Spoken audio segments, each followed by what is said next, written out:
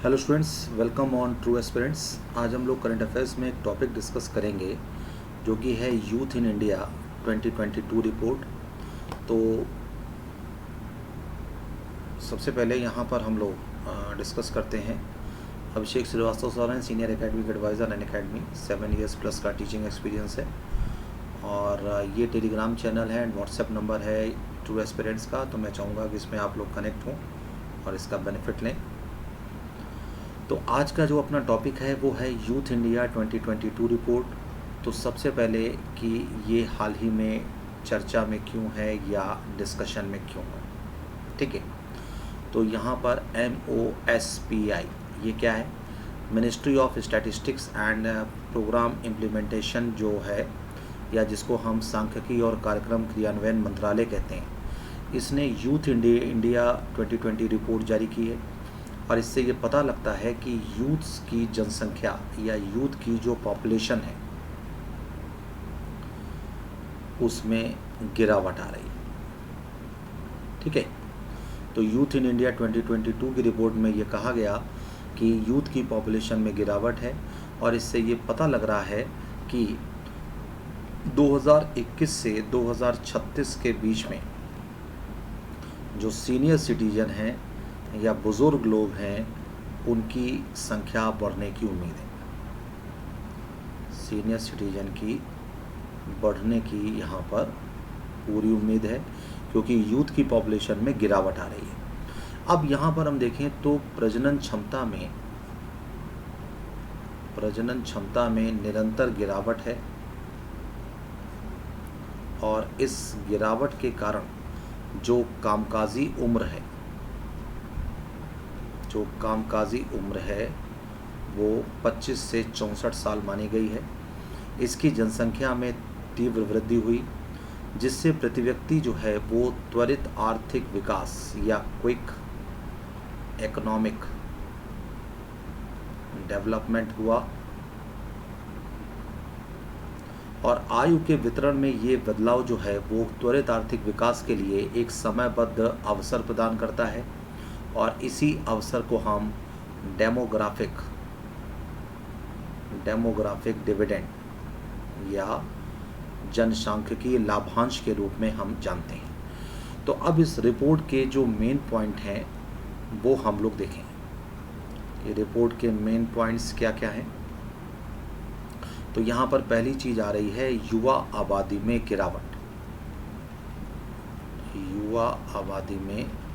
गिरावट। और इसमें हम कह सकते हैं कि वर्ष 2011 से 2036 की अवधि की शुरुआत में युवा आबादी में वृद्धि हुई, लेकिन इसकी उत्तरार्ध में गिरावट शुरू हुई।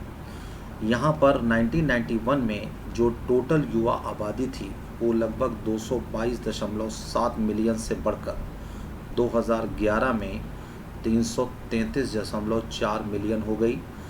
और वर्ष 2021 तक ये 371.4 मिलियन तक पहुंचने का अनुमान है। और उसके बाद ये 2036 तक घटेगी और ये 345.5 मिलियन तक पहुंचेगी, ठीक है। दूसरी चीज़ यहाँ पर आती है ratio of population of youth and older people, ठीक है। तो कुल आबादी में युवाओं का अनुपात 1991 में 26.6% से बढ़कर 2016 में हम देखें तो 27.9% हो गया। और फिर नीचे की ओर ये रुझान शुरू होगा और 2036 तक ये 22.27% तक पहुंचने का अनुमान है। इसके विपरीत हम देखें तो टोटल आबादी में जो बुजुर्ग आबादी या ओल्ड पीपल का रेशियो है वो 1991 में 6.8% से बढ़ा और 2016 तक आते आते 9.2% हो गया। और अब 2036 में ये 14.9% तक होने का अनुमान है, ठीक है। तो अब यहाँ पर जो सिनेरियो है स्टेट्स का उसको भी हम देखें। तो अगली चीज़ आती है सिनेरियो इन स्टेट्स। तो यहाँ पर केरल, तमिलनाडु एंड हिमाचल प्रदेश इन राज्यों में वर्ष 2036 तक युवाओं की तुलना में बुजुर्ग आबादी का अनुमान होना ज़्यादा माना जा रहा है ना। तो youth is less than older people. हम ये कह सकते हैं कि जो बुजुर्ग आबादी है वो ज़्यादा होगी और जो युवा हैं वो कम होंगे। ठीक है। अब दूसरी चीज़ यहाँ पर आ रही है कि जो बिहार और उत्तर प्रदेश वर्ष 2021 तक कुल जनसंख्या में युवा आबादी के अनुपात में इन्होंने वृद्धि का अनुभव किया, लेकिन यहाँ पर भी गिरावट आने के चांसेस हैं। अगली चीज़ आती है कि महाराष्ट्र, मध्य प्रदेश और राजस्थान, इन 3 राज्यों के साथ इन दोनों राज्यों में देश के आधे से अधिक 52% प्लस युवा होने का अनुमान है। तो अब इसका इम्पोर्टेंस या इसका महत्व क्या है? इसका महत्व देखें तो भारत में डेमोग्राफिक डिविडेंड या जनसांख्यिकीय लाभांश के अवसर मौजूद हैं और यहाँ पर युवा उभार, जिसको हम यूथ बल्ज के नाम से जानते हैं, ये देखा गया है। यद्यपि युवाओं को शिक्षा तक पहुँच, लाभकारी रोजगार, लैंगिक असमानता, बाल विवाह, युवाओं के अनुकूल स्वास्थ्य सेवाओं और किशोर गर्भावस्था जैसी विभिन्न विकास चुनौतियों का सामना करना पड़ता है। तो यहाँ पर डिफरेंट टाइप्स ऑफ डेवलपमेंट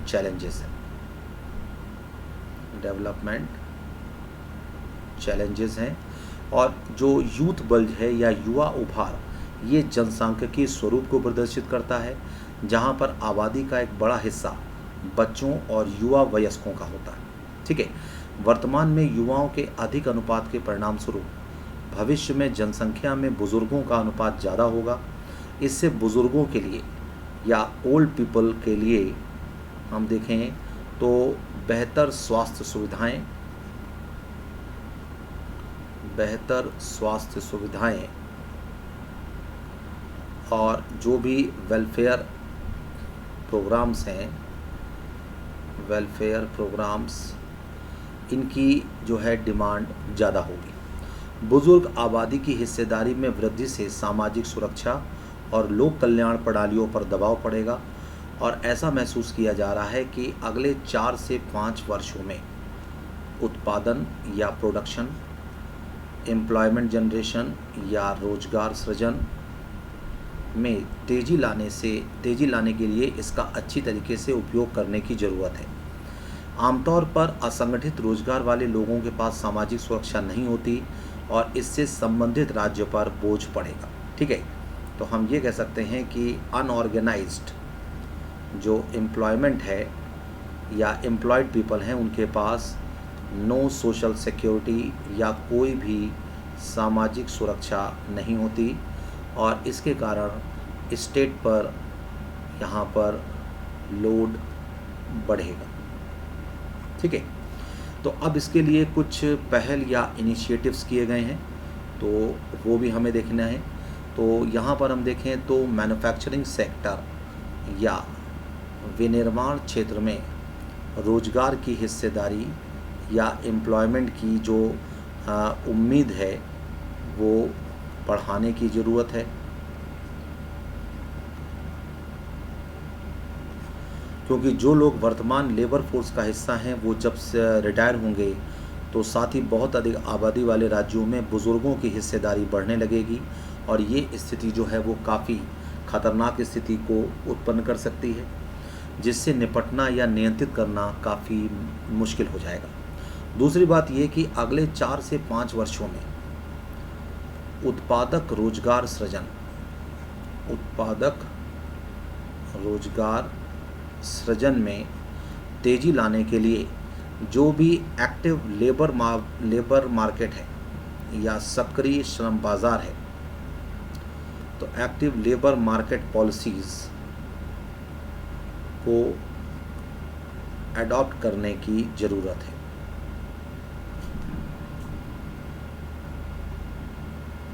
ठीक है। तो अगले 4 से 5 वर्षों में इसकी ज़रूरत हमें पड़ेगी। दूसरी चीज़ ये कि social security plus pension system, इनकी स्थिरता में सुधार और साथ ही साथ सार्वभौमिक स्वास्थ्य देखभाल और दीर्घकालिक देखभाल प्रणालियों की स्थापना के साथ साथ जो बुजुर्ग व्यक्ति हैं उनके बढ़ते अनुपात में सार्वजनिक कार्यक्रमों को अनुकूलित करने के लिए कदम उठाने की काफ़ी ज़रूरत है। ठीक है, तो अब युवाओं से संबंधित कुछ योजनाएं हैं। ठीक है, प्रोग्राम्स फॉर यूथ। ठीक है, तो यहाँ पर पहला चीज़ आती है प्रधानमंत्री कौशल विकास योजना, दूसरी आती है युवा लेखकों को सलाह देने के लिए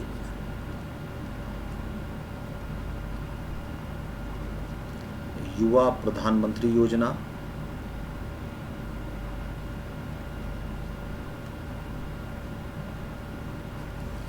इसके बाद अगली चीज़ आती है समेकित बाल विकास, इंटीग्रेटेड चाइल्ड डेवलपमेंट, समेकित बाल विकास सेवा योजना,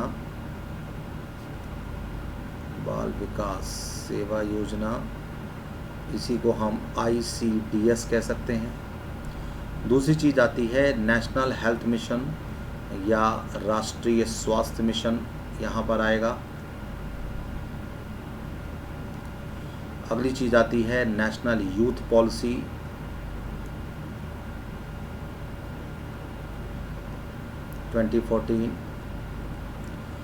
इसके बाद हम देखें तो नेशनल स्किल डेवलपमेंट कॉरपोरेशन, राष्ट्रीय कौशल विकास निगम,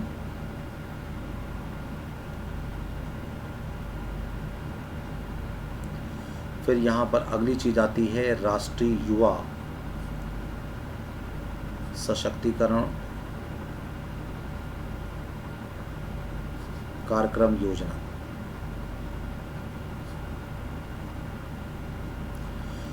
और अंतिम आता है यहाँ पर WIFSP या साप्ताहिक लौ एवं फोलिक अम्ल अनुपूरण कार्यक्रम।